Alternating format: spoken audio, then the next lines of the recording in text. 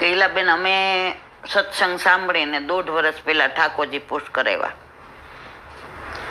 હવે પહેલી જ વાર ગ્રીષ્મ ઋતુ આવી તો અમને એ સમજણ નહોતી કે ગોળનું કે પછી આ બધું ધરાય નહીં. એમ ઠાકોરજીને મોઢું આવી જાય, ઠાકોરજીને ફૂલ કરતાં વધુ કોમળ, ઠાકોરજી માખણ કરતાં વધુ કોમળ.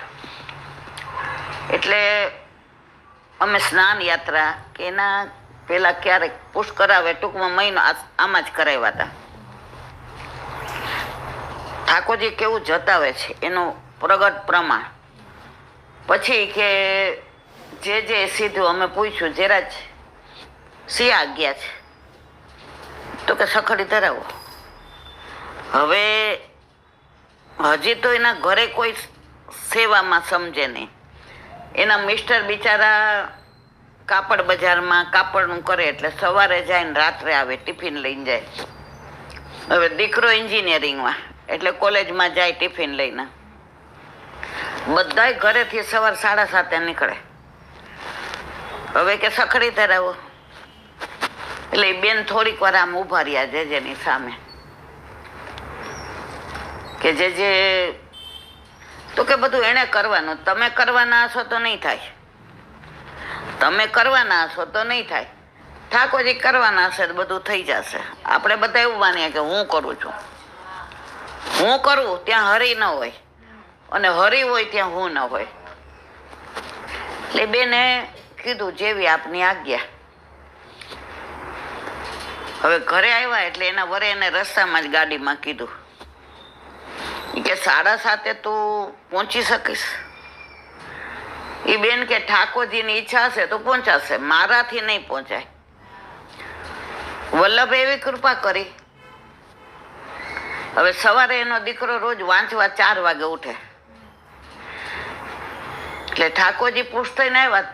છોકરો કોઈ દી બોલતો નહોતો કે મને કૃષ્ણ ગમે, કે મને ઠાકોરજીની સેવા ગમે, કે મને જારીજી ભરવા ગમે. પણ આ સત્સંગ રોજ સાંભળે. આ એના મમ્મી પપ્પા રાત્રે સાંભળે, એને જ્યારે ટાઈમ મળે ત્યારે સાંભળે. એટલે છોકરો 4 વાગે ઉઠ્યો, નાહી ધોઈ તૈયાર થઈ, અને એની મમ્મી ઉઠે ને પેલા એને બુહારી કરી દીધી, મંદિર વસ્ત્ર કરી લીધું, જારેજીની મથની ભરી લીધી, બધું કરી લીધું. અને પહેલા દિવસે સેવાની અંદર આવી ગયો, બેટા તારે ભણવાનું, તું એન્જિનિયરિંગમાં છો.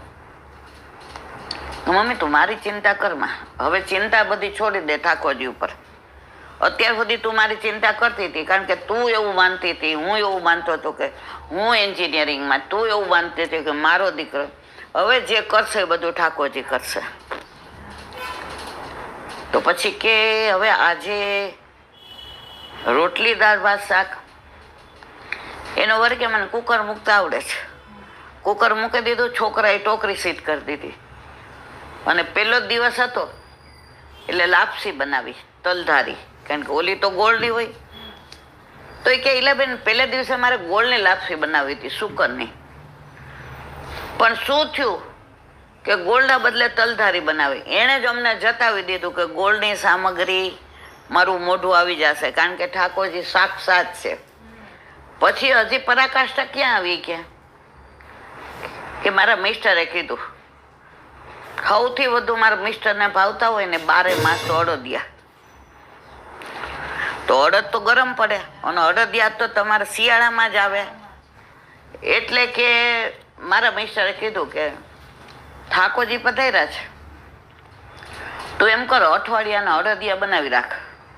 એટલે રોજ તારે ખવારે દાળ ભાત રોટલી શાક ને ભૂજાના ને કે ખાંડવી છે કે ખમણ છે, નવા પુષ્ટ કરાવે ને એને એવું થાય કે અમે કાંઈક ને કાંઈક બનાવીએ. આપણા જેવા તો હવે ડઠર થઈ ગયા હોય, આપણે તો હાવ નકામાં. તો અડદિયા તો ગરમમાં ગરમ. એટલે સવારના પોરમાં ઓલા બેનને કીધું કે તું અડદિયા બનાવ, હું ઠાકોરજીને મંગળા કર્યા છે તો ભોગ સરાવી અને શ્રીંગાર કરું. ઓલા બેન કે સારું.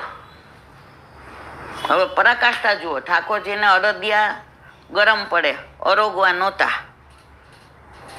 સાક્ષાત પ્રભુ છે. હજી તો અઠવાડિયું થયું તો ઠાકોરજી પધારે. એટલે ઓલા બેને અડદનો લોટ, ચણાનો લોટ, ચોખાનો લોટ, બાજરીનો લોટ બધું ભેગા, ઓલા આપણે ડબ્બા હોય ને એમ હતું. હવે શેકો. અડદનો લોટ નહોતો શેકાનો, ચોખાનો શેકાનો. હવે એ બેન કે કેમ આજે અડદનો લોટ તમે શેકો ને પછી અંદર મલાઈ થોડી પધરાવો એટલે આમ ઉફાણો આવતો જાય. હવે ઓલા તો ચોખાના લોટમાં તો આવું કાંઈ થાય નહીં. અને હજી તો 2 મિનિટ થઈ ત્યાં લાલ લાલ થવા માંડ્યું, કારણ કે ચોખાના લોટને તો ઓલો ઝીણો હોય, આ તો જરા સરખો હોય. હવે આમને ખબર નહોતી કે અડદિયા ધરાય નહીં, પણ ઠાકોરજીને તો ખબર હતી ને કે મારે અડદિયા, આ પ્રભુ સાક્ષાત છે અને ભોળાના ભગવાન છે. ઘણા એમ કે બેન અમને કાંઈ ખબર નથી પડતી, પુષ્ટ કરાવવા છે. મેં કીધું એ જ બધી પાડશે તમારે કરવાની. એટલે આપણા ઘરે જ હમણાં આવ્યા હતા ને આ બધી વાત કરી. તમે હતા ને, મારા મિસ્ટર લગભગ બેઠા જ હોય. એટલે એના મિસ્ટરને કે આવું કેમ થાય છે? હા 1 મિનિટ આવી જાય. હવે જોયું તો ઓલો તો ચોખાનો લોટ. હવે કે નિશાસો નાખે, કરવું શું?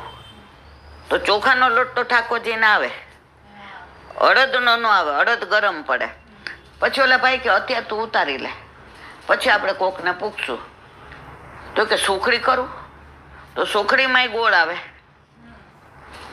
હવે ઠાકોરજીને સુખડી નહોતી આરોગવી, એટલે એના છોકરાએ કીધું કે હવે મોડું થઈ ગયું છે, સુખડી રહેવા દો અને તમે અડદિયા રહેવા દો.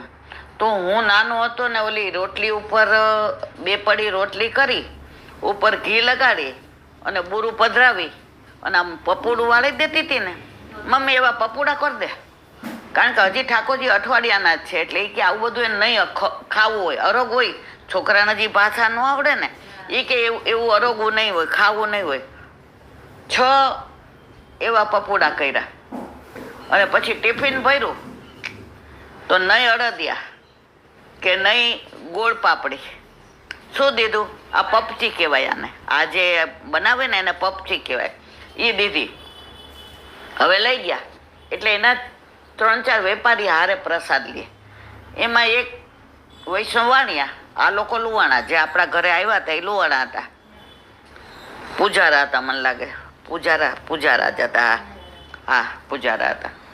તો પછી પ્રસાદ લેવા બેઠા. તો જે ઓલી રોટલી બધાય લીધી, એ ક્યાં અડદિયા જેવી કેમ આમાં સુગંધ આવે છે? બીજો કે આમાં એ કે આ ચોખાના લોટનો શીરો કર્યો હોય કેમ આવે છે? કારણ કે ભાવ કયો કર્યો તો અડદિયાનો અને આ ચોખાના લોટનો. તો આ 2 ભોળા હતા. ઠાકોરજી પુષ્ટ કરાવ્યા, શું કરવાનું કઈ ખબર નહોતી. અને પછી 3-4 દી થયા તો જેને ત્યાં દંડવત કરવા ગયા, જન્મ દિવસ હતો એટલે ભેટ થઈ રહી. અને ઠાકોરજી પ્રસન્નતામાં જેને પુષ્ટ કરી દીધા હતા એણે પૂછ્યું, જે વહુજે યુગલ સ્વરૂપે બિરાજતા હતા, ઠાકોરજી પ્રસન્નતામાં. એટલે ઓલો છોકરો તો એ બોલ્યો, 17-18 વર્ષનો હતો, એન્જિનિયરિંગના. જે પ્રસન્નતામાં કઈ ખબર નહીં, પણ આજે અમારા ઠાકોરજી કાલે બહુ લીલા મોટી કરી, આવડે ને બોલતા, એટલે કે મોટી લીલા કરી. એટલે જેને ખબર હતી, વલ્લભપુરનું સામર્થ્ય આપણને ખબર નથી. એ કે કઈ લીલા કરી? તમે પુષ્ટ કરાવીને પધરાવી ગયા, તમે ગોળની સામગ્રી કે કાંઈક ગરમ કર્યું હશે એટલે ઠાકોરજીએ તમને ના પાડી હશે. આ વલ્લભપુરના વચનામૃત સાક્ષાત. એમને તો ખબર નહોતી, છતાંય કયા બાવા તમને ખબર બધી. એ બેને નામે આપ્યો. અહીંયા આપણે નામ ન દેવાય. મને એક જે સમજણ પાડી કે કોઈ વૈષ્ણવ કે વલ્લભપુરનું નામ ન દેવાય, પ્રગટ કરે રસ જાય. એટલે ઓલા તો આમ છક્ક થઈ ગયા. એ કે જે અડદની દાળ થોડી ગરમ પડે, એ કે અડદની દાળ આપણામાં શિયાળામાં આવે, ઉનાળામાં ના આવે. એમ કે અડદિયા આપણે બધા શિયાળામાં જ ધરીએ. એ કે જે એની પરાકાષ્ઠા. અને પછી ગોળ પાપડી કરવી, તો કે ગોળનો ન ધરાય આપણામાં. તો એ કે ઈલાબેન જે અમને એ જ કીધું કે જો અહીંયા બધા પુષ્ટ કરાવીને જાય ને, બહુ હોશિયારી કરતા હોય એની મને ખબર નથી, જેના શબ્દો. પછી આવા ભોળા વૈષ્ણવ હોય ને એને ઠાકોરજી સાક્ષાત જતાવે છે. એમાં કોઈ શંકાને સ્થાન નથી.